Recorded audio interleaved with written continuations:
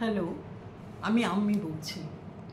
আমি তোমাদের আগের ভিডিওতে রেকর্ড গল্প, নারায়ণ গঙ্গোপাধ্যায়ের লেখা রেকর্ড গল্পের আমি তোমাদের 6টা প্রশ্ন নিয়ে আলোচনা করেছি। তো আরও 6টা প্রশ্ন বাকি আছে। তো এবার এই ভিডিওতে আমি তোমাদের আর 6টা প্রশ্ন নিয়ে আলোচনা করব। তাহলে তোমরা যথারীতি তোমাদের খাতা পেন নিয়ে বসে পড়ো এবং আমার বলা কোয়েশ্চেনগুলো লিখে নাও, আর তার সঙ্গে সঙ্গে শুনে নাও আমি তার কি উত্তরটা দিচ্ছি।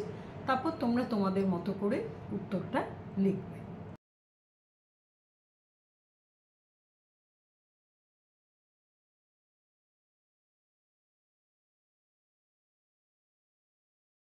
ঠিক আছে, তাহলে আমি শুরু করছি রেকর্ড গল্পের প্রশ্ন উত্তর পর্বের দ্বিতীয় ভাগ। শুরু করছি 7 নম্বর প্রশ্ন দিয়ে। ঠিক কি যেন একটু চুপ করে থেকে বললে। ক, বক্তা কে? খ, প্রসঙ্গ কি? গ, একটু চুপ করে থেকে বক্তা কি বললে? ক হচ্ছে বক্তা কে? আলোচ্য অংশের বক্তা গল্প লেখকের স্ত্রী করুণা। খ হচ্ছে প্রসঙ্গ কি? চোরাবাজার থেকে কিনে আনা এক রেকর্ড বাজানোর পর লেখক ও তার স্ত্রীর অনেক রকম চিন্তার উদয় হয়।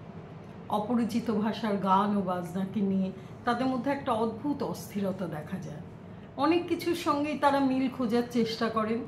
মাঝে মাঝে মনে হয় বোধহয় আসামের খাসিয়াদের সঙ্গে এই গানের মিল আছে, আবার পরক্ষণে মনে হয় না, এর সঙ্গে কোনো মিল নেই। এই অদ্ভুত দোটানার মধ্যে পড়েই আলোচ্য উক্তিটি করেন লেখকের স্ত্রী।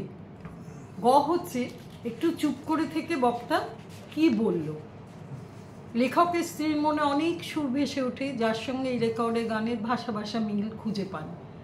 কখনো তার মনে হয় বর্ষার বৃষ্টি ঝরার শব্দ, কখনো ব্রহ্মপুত্রের ডাক, পাহাড় ভেঙে নদী নেমে আসার শব্দ, কখনো বা মনে হয় পাহাড়ের ওপরের বড় গাছগুলোকে স্রোতের টানে ভাসিয়ে নিয়ে যাওয়ার শব্দ। আবার তিনি ভাবেন নাগাদের ঢাকের আওয়াজের সঙ্গে বোধহয় এর মিল আছে। এসব নানা রকম সুরের সঙ্গে মিল খুঁজতে খুঁজতে একরকম অদ্ভুত ভাব মনে ফুটে ওঠে। এবার আসছি আমি 8 নম্বর। সুইজারল্যান্ডের ম্যারেজ ফেস্টিভ্যালে আমি যেন এই গান শুনেছিলাম। ক, বক্তাকে? খ, এমনি গান বলতে কি গান? গ হচ্ছে এই কথাটির তাৎপর্য লেখো, আর ঘ হচ্ছে কোন প্রসঙ্গে এই কথা বলা হয়েছে। ক হচ্ছে বক্তাকে। আলোচ্য অংশের বক্তা লেখকের স্ত্রী করুণার বন্ধু আইভি, যিনি ইউরোপে গিয়ে গানের উপর ডক্টরেট করেছেন। তাই তাকে এই রেকর্ডের ব্যাপারে জিজ্ঞেস করা হয়। তিনি বলেন যে এরকম গান তিনি শুনেছেন সুইজারল্যান্ডের ম্যারেজ ফেস্টিভ্যালে। খ হচ্ছে এমনি গান বলতে কি গান? এমনি গান বলতে যে রেকর্ডটা যেটা বাজানো হয়েছিল সেই রেকর্ডটা তার কাছে বাজানো, রেকর্ডের যে সুরটা তিনি শুনেছিলেন তিনি সেই সুরটাকে এখানে সুরের মানে করেছেন, সেই সুরটাকে বলতে চেয়েছেন এমনি গান। আচ্ছা, গ, এই কথাটির তাৎপর্য লেখক বউবাজারের চোরা মার্কেট থেকে যে রেকর্ডটি কিনেছিলেন তার অদ্ভুত বাজনা এবং অচেনা ভাষায় গান শুনে তার এবং তার স্ত্রী করুণার এই রেকর্ডটি সম্পর্কে খোঁজ খবর করা শুরু করেন। করুণার বন্ধু আইভি তাদের বাড়িতে এলে তার কাছ থেকে রেকর্ডটি সম্পর্কে জানতে চাওয়া হয়। যেহেতু সেই ইউরোপে গানের উপরে ডক্টরেট করেছে সেই জন্যে আইভিকে এই ব্যাপারে জিজ্ঞেস করা হয়। আইভি উত্তরে আলোচ্য কথাটি বলেন, কিন্তু তার দেওয়া উত্তরে লেখক এবং তার স্ত্রী একেবারেই সন্তুষ্ট হতে পারে না। এবার ঘ হচ্ছে কোন প্রসঙ্গে এই কথা বলা হয়েছে। চোরাবাজার থেকে কেনা রেকর্ডটি সঙ্গীত ও ভাষা সবই অন্যরকম ও অদ্ভুত হওয়ায় লেখক ও তার স্ত্রী করুণা তার বান্ধবী আইভিকে রেকর্ডটির তথ্য সম্পর্কে জিজ্ঞেস করলে আইভি উত্তর দেন যে বোধহয় সুইজারল্যান্ডের ম্যারেজ ফেস্টিভ্যালে এই গান তিনি শুনেছেন। আইভি যেহেতু সঙ্গীতে ডক্টরেট করেছেন ইউরোপ থেকে, তাই তারা আশা করেছিলেন যে এই রেকর্ডের তথ্য আইভি জানবেন, তবে আইভির উত্তরে তারা হতাশ হন। এই প্রসঙ্গে এই কথাটা বলা হয়েছে। এরপরে আসছি 9 নম্বরে। আমরা যে তিমিরে সে তিমিরেই রয়ে গেলুম। ক, বক্তা কে বা কারা? খ হচ্ছে বক্তারা কোন প্রশ্নের সমাধান চাইছিলেন এবং কেন? গ হচ্ছে বক্তার বক্তব্য কি? ক, বক্তা কে বা কারা? বক্তা লেখক নারায়ণ গঙ্গোপাধ্যায় স্বয়ং। খ হচ্ছে বক্তারা কোন প্রশ্নের সমাধান চাইছিলেন এবং কেন? ক লেখক চোরাবাজার থেকে যে রেকর্ডটি কিনে এনেছিলেন তার বাজনা, সুর এবং ভাষা সবই অচেনা এবং অজানা, কিন্তু তবুও লেখক এবং তার স্ত্রীর মনে হচ্ছে যে এই গান যেন তারা কোথায় শুনেছেন। তাই তারা নানা লোকের কাছে প্রশ্ন করেন, কিন্তু কোনো সমাধান সূত্র তারা পেলেন না। বক্তার বক্তব্য কি? লেখকের স্ত্রী করুণার এক বান্ধবী আইভি ইউরোপে গিয়ে সঙ্গীতে ডক্টরেট করেছেন। একদিন তিনি করুণার বাড়িতে গেলে তারা সকলে ভাবেন যে রেকর্ডটার রহস্য উদ্ঘাটন করা সম্ভব হবে, কিন্তু আইভির দেওয়া উত্তর ছিল এই গান তিনি সুইজারল্যান্ডের ম্যারেজ ফেস্টিভ্যালে শুনেছেন। এই উত্তরে লেখক ও তার স্ত্রী সন্তুষ্ট হতে পারলেন না। তার মনে হলো তার বন্ধু পয়সা দিয়ে ডিগ্রি পেয়েছেন, তাই তার জ্ঞানের অসম্ভব ঘাটতি আছে। আচ্ছা, এরপরে আসছি 10 নম্বরে। শেষ পর্যন্ত সমাধান করলেন এক ভূপর্যটক। বক্তাকে ভূপর্যটক শব্দের অর্থ কী? খ হচ্ছে ভূপর্যটক কি জানান। হচ্ছে এরপর লেখক ও করুণার মনোভাব কি হয়। বক্তাকে আর ভূপর্যটক শব্দের অর্থ কী? বক্তা লেখক নারায়ণ গঙ্গোপাধ্যায় স্বয়ং। ভূপর্যটক শব্দের অর্থ হলো যারা পৃথিবী ঘুরে বেড়ান, দেশে দেশে ঘুরে বেরিয়ে তাদের ভাষা, সংস্কৃতি, দেশের শাসন ব্যবস্থা, মানুষজন, সেখানকার সঙ্গীত, সিনেমা সব কিছু সম্পর্কে জানার চেষ্টা করেন। তারপরে হচ্ছে ভূপর্যটক কি জানান। লেখক ভূপর্যটককে চোরাবাজার থেকে কিনে আনা সেই অদ্ভুত রেকর্ডটা শোনান। ভূপর্যটক অবাক হয়ে গেলেন এই কথা ভেবে যে এটা তো গোপনে তৈরি হয়েছিল, কিন্তু কলকাতায় এলো কিভাবে। এই গানটা ইউরোপের একটা ছোট্ট দেশের মুক্তিযোদ্ধাদের গান। শিল্পীদের প্রত্যেকেই নাৎসিদের বন্দুকের গুলিতে প্রাণ দিয়েছে এবং রেকর্ডটিকেও নষ্ট করা হয়েছে, এই দাবি করেছিলেন হিটলারের গোয়েন্দারা। অথচ কি করে সেই রেকর্ড পাওয়া গেল কলকাতার বাজারে, এটা ভেবেই ভূপর্যটক বিস্মিত হলেন। হচ্ছে এরপর লেখক ও করুণার মনোভাব কি হয়। এসব কথা শোনার পর লেখক ও তার স্ত্রী অনুভব করেন যে মিছিলের গান, বন্যার ঝড়ের গর্জন, ব্রহ্মপুত্রের বর্ষা, মাদল, নাগা পাহাড়ের ঢাক, ছৌ নাচের নাগরা, মার্কাস স্কোয়ার সার্কাসের বাঘের ডাক, ছাত্র মিছিলের ওপর পুলিশের গুলি ও টিয়ার গ্যাস ফাটার আওয়াজ, সব কিছুরই ভাষা এক। এই ভাষা মানুষের মনের ভেতর থেকে আসা এক ভাষা, যা প্রথমে বোঝা না গেলেও পরে বোঝা যায়। মানুষের মনের মধ্যে মিলে মিশে থাকা সেই গান বা ভাষা কখনো মরে যায় না। এরপর আসছি 11 নম্বর। মাথার মধ্যে বিদ্যুৎ চমকালো আমার, জল জল করে উঠল করুণার চোখ। করুণাকে তার চোখ জল জল করে উঠল কেন। হচ্ছে বক্তাকে তার মাথার মধ্যে বিদ্যুৎ চমকালো কেন। হচ্ছে এরপর কি হয়েছিল। বক্তব্যটির তাৎপর্য লেখো। হচ্ছে করুণাকে তার চোখ জল জল করছিল কেন। করুণা লেখকের স্ত্রী, তিনি একজন অধ্যাপিকা। চোরাবাজার থেকে কেনা অদ্ভুত রেকর্ডটি সম্পর্কে একজন ভূপর্যটক যখন বলেন যে এটি ইউরোপের একটি ছোট্ট দেশের মুক্তিযুদ্ধের গান এবং এই গানে সব শিল্পীকেই হিটলারের নাৎসি বাহিনী হত্যা করেছে এবং রেকর্ডটিও নষ্ট করা হয়েছে, তখন করুণার চোখ জল জল করে উঠল। বক্তাকে তার মাথার মধ্যে বিদ্যুৎ চমকালো কেন। বক্তা লেখক নারায়ণ গঙ্গোপাধ্যায়।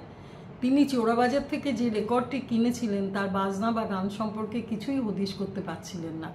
পরে যখন ভূপর্যটক এই রহস্যের সমাধান করে বলে যে এটি একটি মুক্তিযুদ্ধের গান, ইউরোপের একটা ছোট্ট দেশ থেকে এই রেকর্ডটি গোপনে করা হয়েছিল। কোনো রেকর্ডটা প্রায় কোনো বিলি করা হয়নি বলা চলে, তবে শিল্পীরা সবাই হিটলারের নাৎসি বাহিনীর হাতে মৃত এবং রেকর্ডটিও নষ্ট করা হয়েছে। এই কথা শুনে লেখকের মাথায় বিদ্যুৎ চমক দিয়ে যায়। হচ্ছে এরপর কি হয়েছিল। ভূপর্যটকের কথা শেষ হওয়ার পর হঠাৎ রাস্তা দিয়ে একটা ছাত্র মিছিল বা এরকম শোভাযাত্রার গর্জন শোনা যেতে লাগলো। কিছুক্ষণ চুপ থাকার পর হঠাৎ লাঠি চালানোর আওয়াজ ও টিয়ার গ্যাস ছোড়ার শব্দ শোনা যেতে লাগলো। হচ্ছে বক্তব্যটির তাৎপর্য লেখো। ভূপর্যটক যখন রেকর্ডটির বিশদ বিবরণ দেন তখন লেখক ও তার স্ত্রী অবাক হয়ে যান।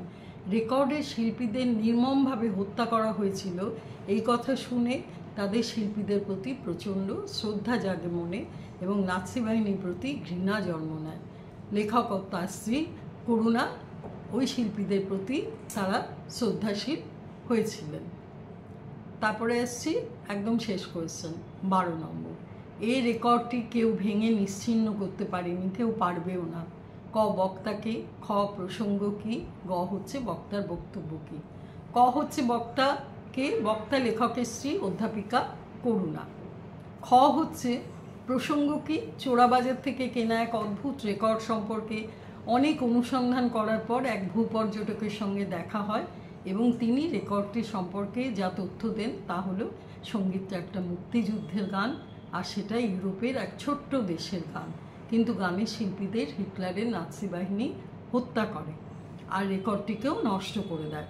তারপরেও কী করে রেকর্ডটি কলকাতার চোরাবাজারে পাওয়া গেল, এই প্রসঙ্গেই আলোচ্য উক্তিটি করা। গ হচ্ছে বক্তার বক্তব্য কি, বক্তা অর্থাৎ লেখক বলতে চেয়েছেন সব দেশেই বিপ্লব বা বিদ্রোহের ভাষা এক। ব্রহ্মপুত্রের বন্যা, মার্কাস স্কোয়ারের সার্কাসের বাঘের ডাক আর নাৎসি বাহিনীর অত্যাচারের বিরুদ্ধে প্রতিবাদের গান সবই এক সুরে একইভাবে গাওয়া। এই শক্তির বিরুদ্ধে দাঁড়িয়ে অত্যাচারীরা যতই মুখ বন্ধ করার চেষ্টা করুক না কেন, কোনো দিনই সেই প্রতিবাদ বা সঙ্গীত বন্ধ হয় না, সে বেঁচে থাকে মানুষের মনের ভেতরে। তাই এই রেকর্ডটি নাৎসি বাহিনী নষ্ট করে দিলেও তার একটা কপি কেমন করে যেন চলে এলো কলকাতার বাজারে, তারপর লেখকের কাছে। এভাবেই যুগে যুগে এরা থেকে যায়, এদের নষ্ট করা যায় না। আচ্ছা, এটা হলো আগে 6টা বলেছি, আর এই 6টা টোটাল 12টা কোয়েশ্চেন আনসার বললাম। তোমরা মোটামুটিভাবে রেকর্ড গল্পটা সম্পর্কে শুনেছো প্রথম থেকেই, যে একটা চোরাবাজার থেকে একটা রেকর্ড কিনে আনা হয়েছিল, রেকর্ডের ভাষাও আছে না, সুরও আছে না। সেই রেকর্ডটা সম্পর্কে অধ্যাপক এবং অধ্যাপকের স্ত্রী, অধ্যাপক বলছি লেখক এবং তার অধ্যাপিকার স্ত্রী, এরা দুজনে মিলে সেই রেকর্ডটার কোথা থেকে হয়েছে তার সম্পর্কে তারা জানতে আগ্রহী ছিল। অনেকের কাছে অনেক প্রশ্ন করা হয়েছে, কিন্তু কেউ ঠিকমতো উত্তর দিতে পারেনি। অবশেষে ভূপর্যটক যে উত্তরটা দিল সেটা জানা গেল যে ইউরোপের নাৎসি বাহিনীর হাতে এই শিল্পীরা সবাই তাদেরকে মেরে ফেলা হয়েছিল, এবং এটা হচ্ছে ইউরোপের একটা খুব ছোট্ট একটা দেশের মুক্তিযুদ্ধের গান। হ্যাঁ, এবং এই রেকর্ডগুলো নষ্ট করে দেওয়া হয়েছিল। তবুও কী করে যেন এই রেকর্ডের একটা রেকর্ড লেখকের হাতে এসে পড়ে। এবং এর থেকে দেখো একটা জিনিস বোঝা যাচ্ছে, কোনো ভালো কিছু কখনো নষ্ট হয় না, সেটা থেকে যায়। যেভাবে যারাই নষ্ট করতে যাক না কেন, সেই জিনিসটা কিন্তু ঠিক কালে কালে জিনিসটা থেকে যায় এবং চলে আসে। এটাই মোটামুটি রেকর্ড গল্প এবং তার প্রশ্ন উত্তর। তোমরা সব সময় আমি বলেছি যে একটুখানি যে প্রশ্নগুলোর উত্তর দিতে হবে, একটু যদি বইটা না পড়ো তাহলে কিন্তু প্রশ্নের উত্তর দেওয়া অসম্ভব। কিন্তু যে সম্পর্কে বলা হয়েছে সেটা কিন্তু তোমাদের একটুকু বুঝতে অসুবিধা হবে না, আমিও ছোট করে তোমাদের বলে দিলাম। কিন্তু শুধুমাত্র দেখে নেবে তোমরা যে কে কোথায় এই কথাটা বলেছে। সেটা যদি ঠিক করে বলতে না পারো তাহলে কিন্তু সেই প্রশ্নের উত্তরটা একেবারেই হবে না, এটাকে ভেবে রেখো। আশা করি আমি যেভাবে বললাম তোমরা বুঝতে পেরেছো। তোমরা তোমাদের মতো করে লেখো, আর যদি বুঝতে না পারো তাহলে আমাকে কমেন্টস বক্সে জানিও, আমি তোমাদের উত্তর দিয়ে দেবো। আজকে তাহলে এই পর্যন্ত, ভালো থেকো সবাই।